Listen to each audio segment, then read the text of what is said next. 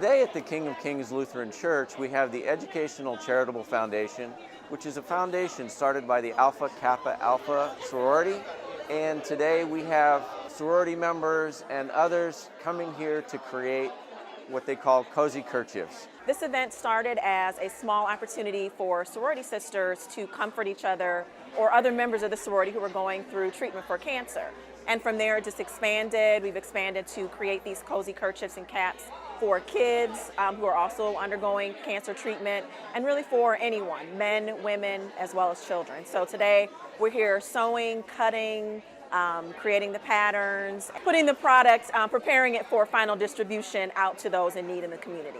VolunteerFest is a regional volunteer activity. There are actually more than 50 activities going on this week, and some of them are indoor activities, some of them are outdoor activities, so we plan things for whatever your passion might be. Volunteering is important because it's always great to give back. You get more fulfillment out of what you do for others, typically, than what you do for yourself. When we're typically worrying about ourselves, so it's nice to expand that reach and think about someone else and how your time, your skills, your energy, and your talents can benefit others. Volunteerism is just a part of the fabric of our community.